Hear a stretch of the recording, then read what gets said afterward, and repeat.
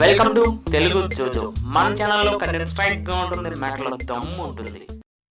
కదిలే శివలింగాలు ఎక్కడైనా ఉంటాయా అని ఆశ్చర్యపోతున్నారా? ఈ వీడియోలో ఉన్న మ్యాటర్ తెలుసుకుంటే మీ ఆశ్చర్యం పటాపంచలవుతుంది. బట్ ఆ మ్యాటర్ తెలుసుకోబోయే ముందు నాదొక రిక్వెస్ట్. మీకోసం నా ఛానల్లో మంచి కంటెంట్ ఉన్న వీడియోస్ అప్లోడ్ చేస్తాను. ఆ వీడియోస్ చూడడం కోసం నా ఛానల్ని ఖచ్చితంగా సబ్స్క్రైబ్ చేయండి. ఇక మన వీడియోలోని మ్యాటర్లోకి వద్దాం. నేను చెప్పబోయే శివలింగం గుడి ఉత్తరప్రదేశ్లోని రియో జిల్లాలో ఉంది. ఊరి పేరు రుద్రపురం. ఇక్కడ గుడిలో ఉన్న శివుడిని దుగ్ధేశ్వరనాథుడు అంటారు. ఇది 2000 సంవత్సరాల క్రితం ఆలయం.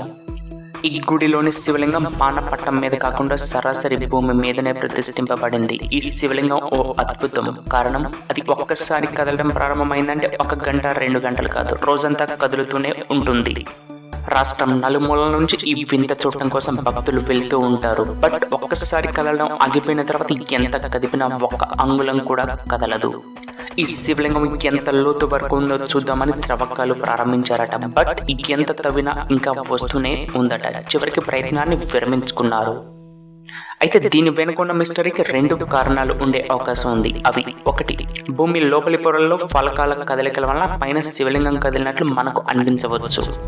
2, సాక్షాత్తు మహాశివుడే తన మహిమను ప్రపంచానికి తెలియచేయాలనుకోవడం వల్ల అయినా ఇలా జరుగుతూ ఉండవచ్చు. తెలుసుకోవాలే కానీ ఇటువంటి వింతలు ప్రపంచంలో మరెన్నో. అలాంటి వింతలెన్నో మీ ముందుకు తీసుకొచ్చే ప్రయత్నం చేస్తుంది తెలుగు జోజో. ఈ వీడియోని లైక్ చేయడం, షేర్ చేయడం మర్చిపోవద్దు. ఇలాంటి మరిన్ని మంచి వీడియోస్ కోసం నా ఛానల్కు సబ్స్క్రైబ్ చేయడం మర్చిపోకండి. సైనింగ్ ఆఫ్ తెలుగు జోజో.